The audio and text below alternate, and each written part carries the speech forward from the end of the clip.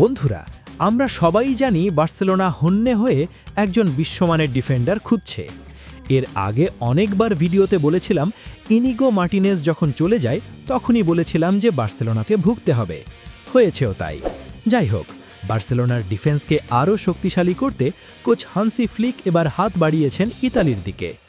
Inter মিলানের রক্ষণভাগের অন্যতম স্তম্ভ আলেসান্দ্রো বাস্তনি এখন বার্সার ট্রান্সফার লিস্টের একদম উপরের দিকে আছেন। চলুন হান্সি ফ্লিকের এই মাস্টার প্ল্যান এবং বাস্তনি মিশনের আপডেট জেনে নেই। বন্ধুরা, বার্সেলোনা কি তাদের রক্ষণভাগে নতুন এক ইতালিয়ান দেওয়াল তুলতে যাচ্ছে? বার্সেলোনা এখন বাস্তনিকে দলে টানতে বেশ সিরিয়াস। কেন বাস্তনিই ফ্লিকের প্রথম পছন্দ? সংবাদ মাধ্যমগুলোর রিপোর্ট অনুযায়ী বার্সার বর্তমান কোচ হান্সি ফ্লিক বাস্তনির খেলান ধরনের বড় ভক্ত। বাস্তনি এমন একজন ডিফেন্ডার যিনি বল পায়ে খুব শান্ত থাকেন, ট্যাকটিক্যালি অনেক বুদ্ধিমান এবং ফ্লিকের হাই ডিফেন্সিভ লাইনে খেলার জন্য একদম উপযুক্ত। স্পোর্টিং দিক থেকে চিন্তা করলে বার্সা ঠিক এই প্রোফাইলের একজন খেলোয়াড়ই খুঁজছে। ইতিমধ্যে বাস্তনির এজেন্টের সাথেও বার্সার প্রাথমিক কথাবার্তা শুরু হয়েছে। বাস্তনির সবুজ সংকেত পাওয়া গেছে, কিন্তু বার্সেলোনার সামনে এক বিশাল বাধা। সবচেয়ে ইতিবাচক দিক হল বাস্তনি নিজেও বার্সেলোনায় আসার ব্যাপারে আগ্রহী।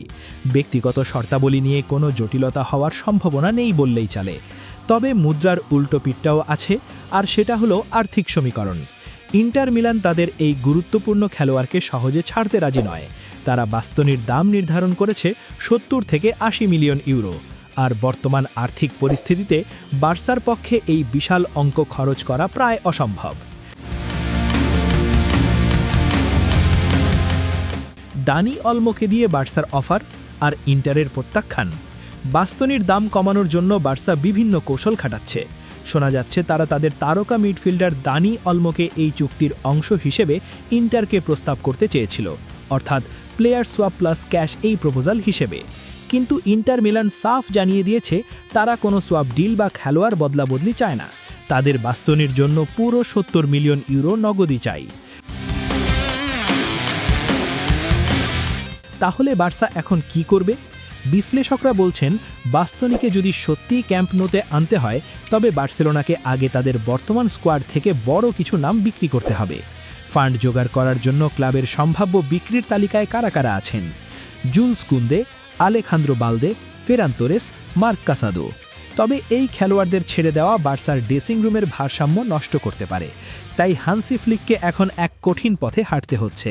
হয়তো বাস্তনিকে পাওয়ার জন্য বর্তমান স্কোয়াডের বড় কোনো তারকাকে বিসর্জন দিতে হবে। সত্যি কথা বলতে গত কয়েক বছর ধরেই বার্সেলোনার এই আর্থিক টানাটানি, ফিনান্সিয়াল ফেয়ার প্লে রুলস ইত্যাদি শুনতে শুনতে প্রতিটি বার্সা ভক্তই এখন ক্লান্ত।